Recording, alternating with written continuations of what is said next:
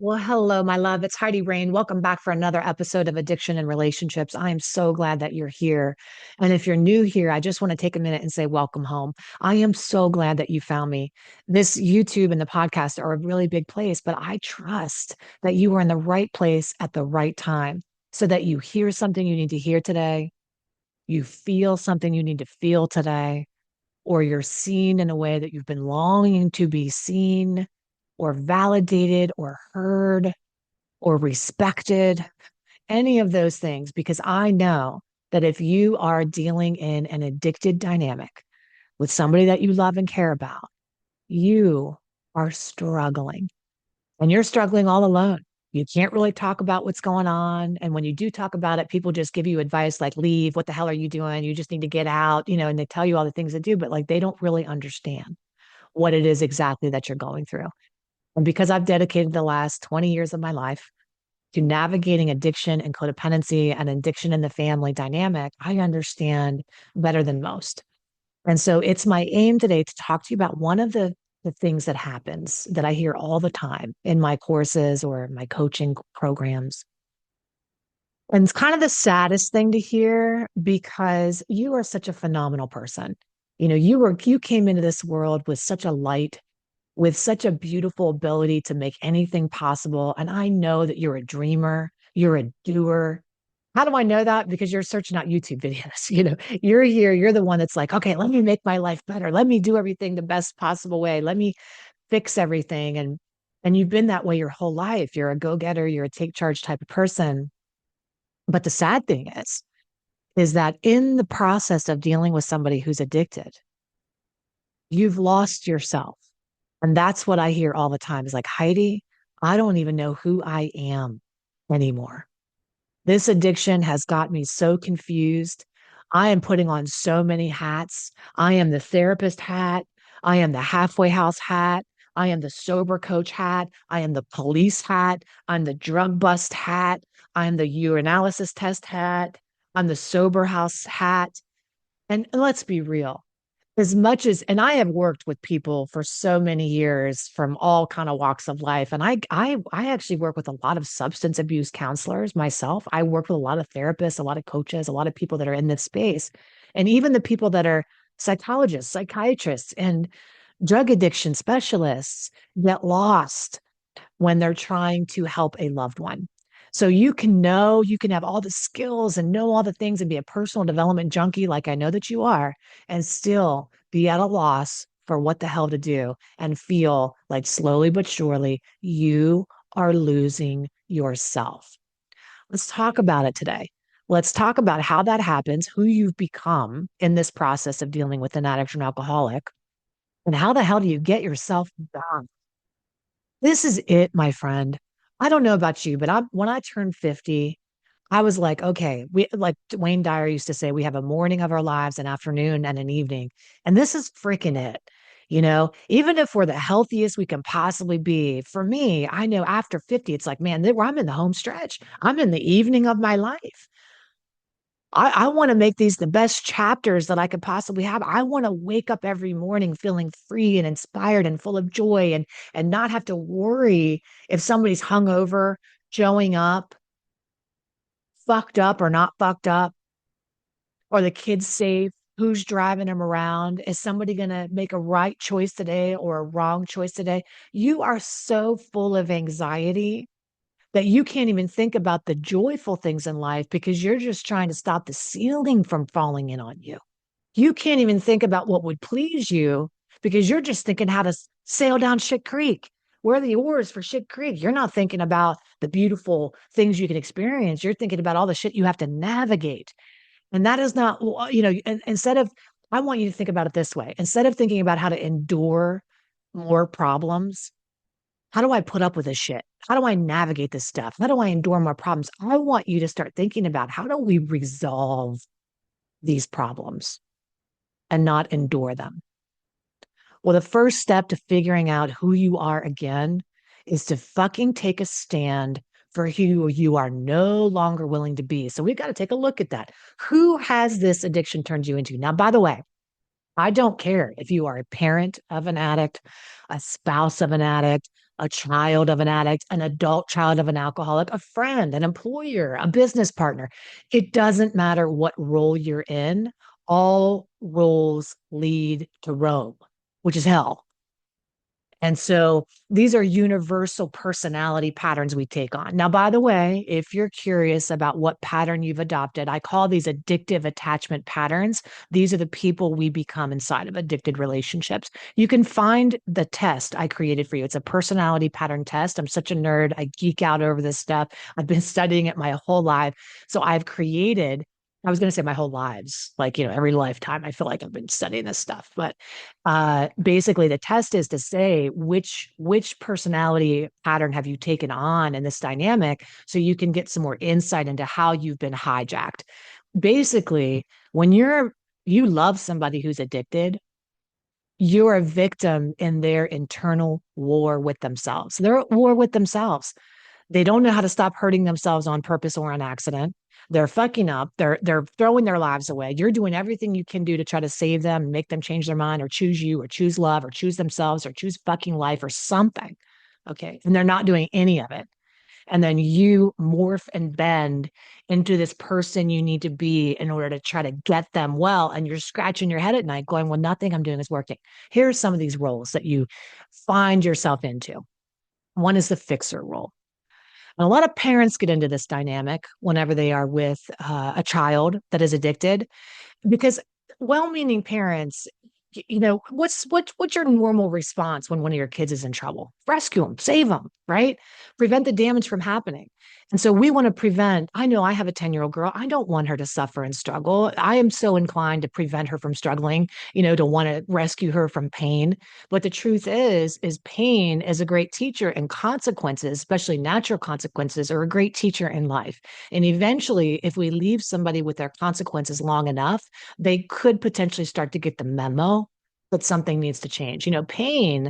Pain is a great motivator for change, but if we're always trying to make our loved ones comfortable, get them out of trouble, keep them safe and secure, rescue them and fix things and sweep over things, they're never experiencing the consequences of their own behavior, which makes it really hard for them to feel what's real. A lot of kids that have parents that have means are living a lifestyle that is completely opposite of the lifestyle that they would live if they weren't with their parents' means. So, like, they're pretending. They're living on Instagram. They're pretending that they have these beautiful lives, but they're taking pills every day, and the parents are paying all the bills, pills and bills. It's horrible. So you as a parent, and I've talked to many parents in the 2 decades I've been doing this, the hundreds of families we've helped through our, by the way, we have a course called the Family Survival Toolkit over at HeidiRain.com that has all of this information at your fingertips. What is addiction? How does it happen? How to set a boundary? How to have tough conversations? What you should do to help somebody? What you shouldn't do to help somebody? What makes people sick? What makes people better? With coaching content, bonus hours of me live coaching people. It's priceless. Go to HeidiRain.com and get your hands on it right now, especially with the holidays coming up. So you turn into a fixer. And I've had families talk to me about how they've hired the best attorneys in the world. Their kid got themselves into a sticky situation and they made it go away. They've had kids wreck cars. The parents just get them a new car.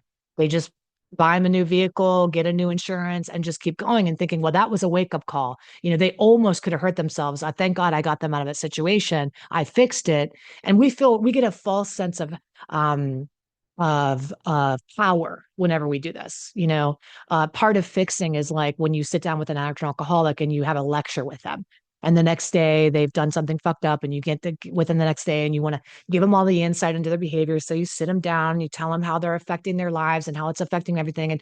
And they're hungover, by the way. They're in a haze. They're not listening. They have no idea what you're talking about, but they just want you to shut up so badly they agree with you. And they say things like, you're right, I have a problem. Yeah, it's not really good. Nothing's going to change, by the way. But they say all these things.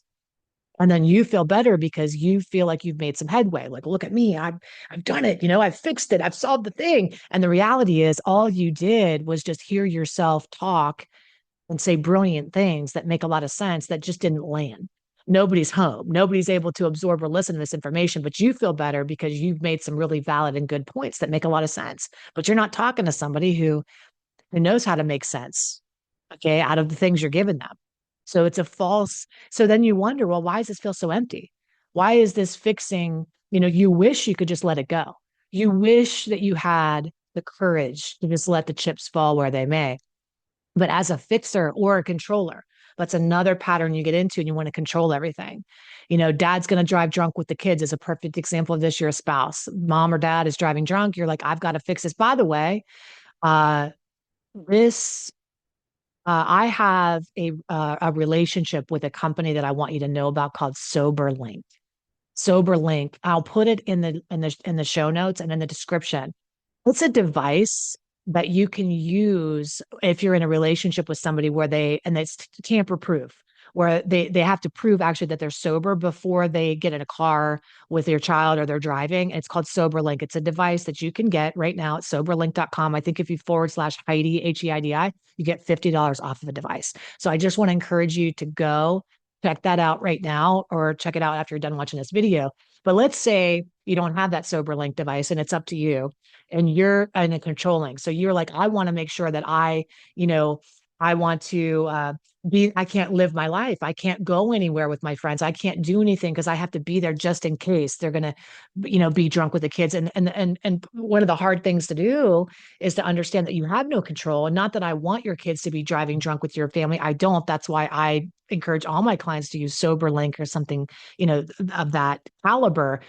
But at the end of the day, if you're with somebody and you're co-parenting with somebody and you don't have any control over what they're going to do, and you suspect that somebody's going to drive drunk, I've had clients actually tell their spouse, you are under the influence. And if you attempt to get in the car with these children, I will call the police immediately and alert them that there's a drunk driver. Now, some of you as spouses might be thinking to yourself right now, holy shit, I could never do that.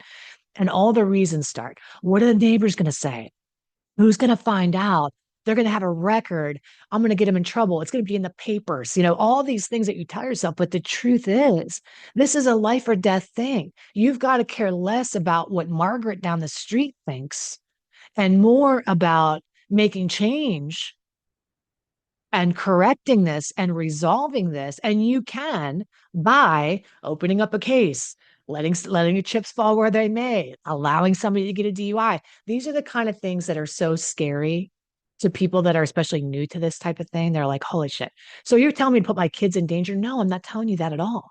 I'm saying do the right thing that you need to do, except instead of pretending that you think you're avoiding it, is take matters, get the law involved, get the police involved, that somebody's driving drunk with your children. File a case against your spouse for child protective services. I mean, I know all this sounds crazy and you're like, I would never go to these lengths.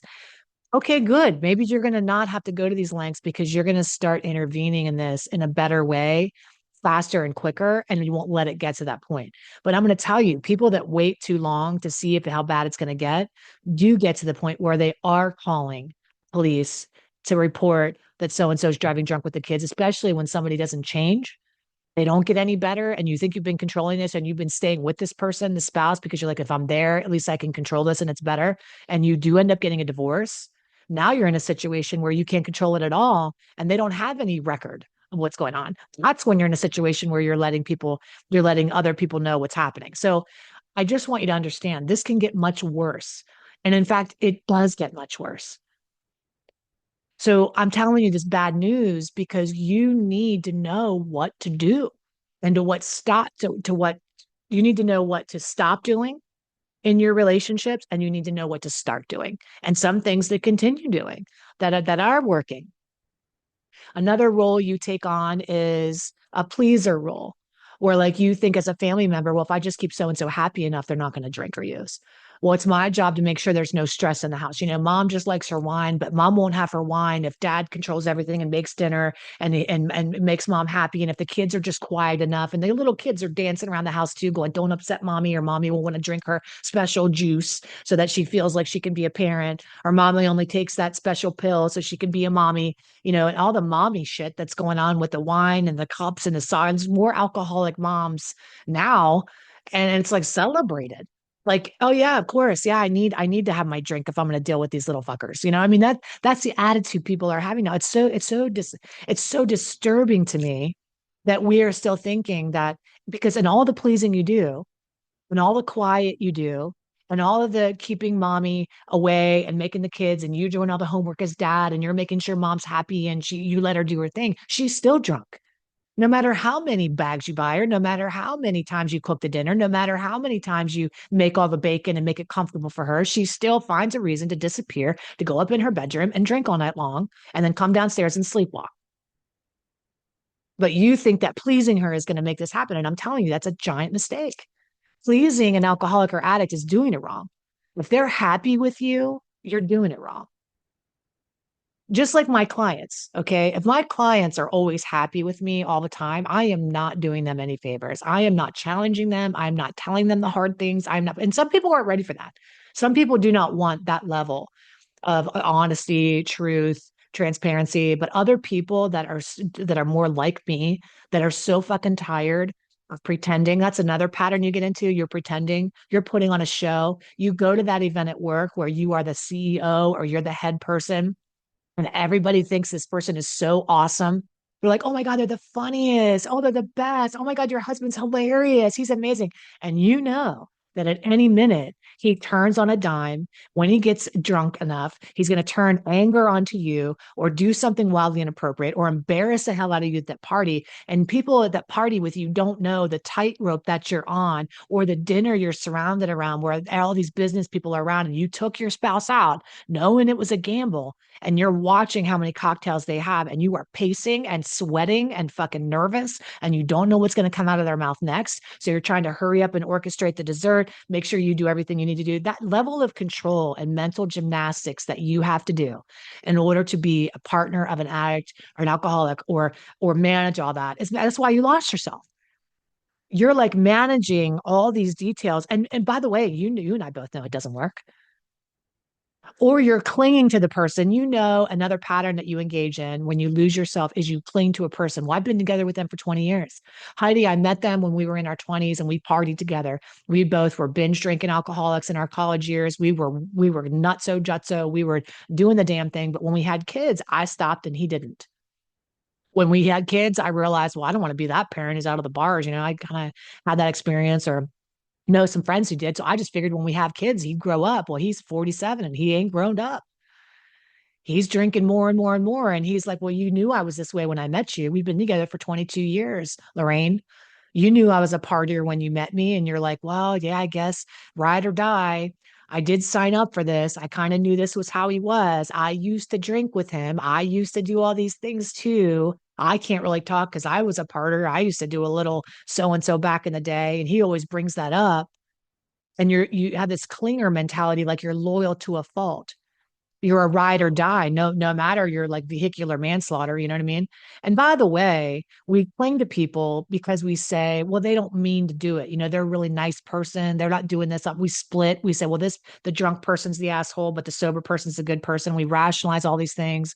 We tell ourselves that, I signed up for this. And we also scare the shit out of ourselves by saying that if there's nobody else for me, I'm in my 50s now. When am I going to start over? Who's going to want me now? It's too late for me. I work so hard on this one. You tell yourself, I might as well cling to this person because if they change somebody else, I'm going to fix them. And then they're going to get somebody else going to get the new and improved version of them. And I'm going to be stuck and having done all that work and with no payoff and be alone and miserable.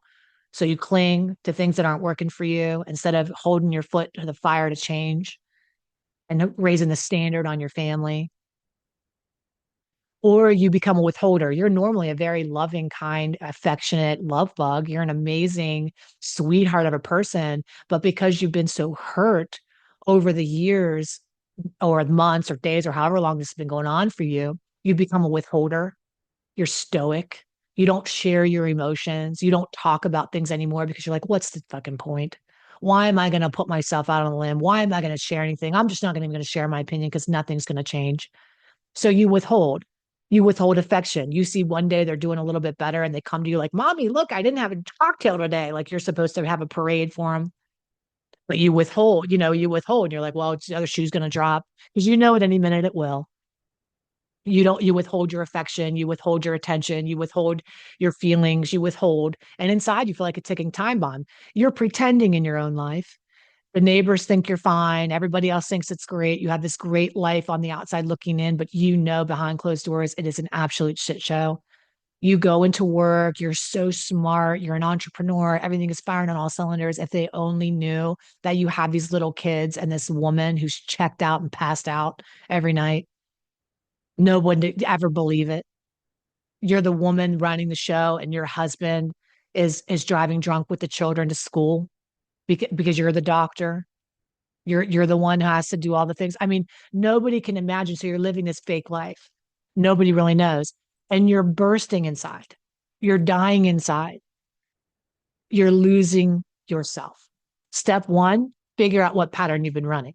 Go to HeidiRain.com and take the test. It takes 10 minutes. It's not which Disney princess are you. It's an in-depth psychological assessment that I created, if I do say so myself, little pat on the back, yes, because I'm obsessed with figuring out what is the root of our suffering.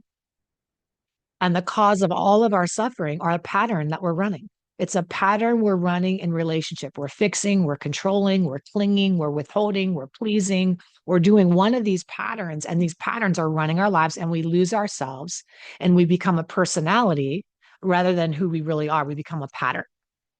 So you've got to go take the test and see what pattern you are at HeidiRain.com. And then we can start to unravel this pattern. Because by the way, I just want you to know, and I hate to be the bearer of bad news, but this pattern isn't a new pattern.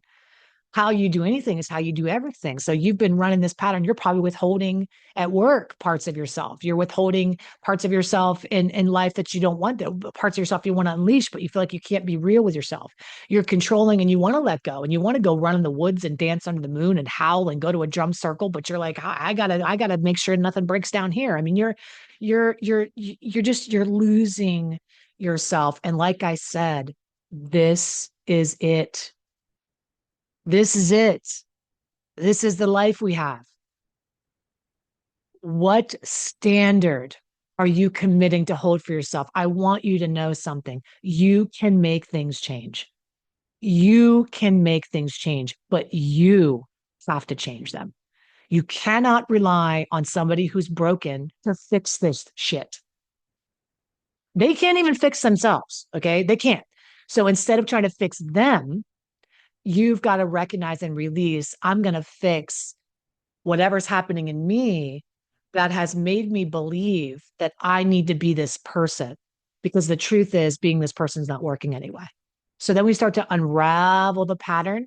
We find the root of the pattern, the cause of suffering, the pattern, the root of the controlling, the root of the pleasing. And we slowly, through a course of maybe 3 months, uproot that pattern and lay down new truths.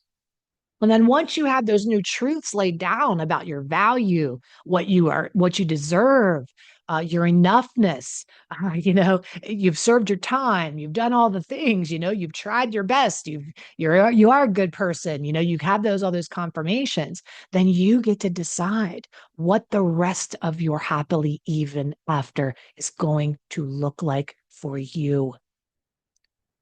I want that for you. I've managed to create that in my own life, and that's great. It's one thing to say, not only am I a member of the hair club, I'm also a client. It's another thing to say, I have helped hundreds of people just like you who think there's no way in hell this is going to get any better. There's nothing that can be done here. Many times I'm the last stop. Many times. Sometimes people get lucky and get me on the first step, but many times it's not this person's first rodeo. They've tried some other things. And this is the one place you come to have it all click. I am a combination lock for you. You're going to take everything you've learned, all the pieces, and you're going to line up all the numbers, and we're going to crack you freaking free. But to do that, you've got to take some action. You've got to get your head, you've got to get some skin in the game here. You've got to go over to Heidi Rain and start the process. So take the tests. I'll be back with some more videos. Obviously, I'm here, but if you want to make the change, you need the tools, which are the courses, which help you break free from the patterns you're running. Because it's one thing to say, well, thanks, Heidi. I have some insight today. I see I've been controlling. I see I've been pleasing. I really have never heard of anybody explain that way before. Thank you so much. That makes a lot of sense. Now what? Insight without action is not going to get you anywhere. You can know something. The greatest gap in life is between knowing and doing, and it's filled with people that are dead inside. You have to bridge the gap between knowing and doing. And you do that by allowing somebody to walk alongside you and hold your feet to the fire of change and hold your hand when it's scary. I can help you and I can be that person for you. Okay. I love you. Hope this has been helpful for you. If it has, please share it. Go over to HeidiRain.com to find all of the wonderful resources and tools we had to support you. Or go to soberlink.com/Heidi, HEIDI, or the link is in the notes here, and get your hands on that SoberLink device that I talked to you about because it really is life changing. Okay. I love you so much. Take excellent care, and I'll see you really soon. Bye.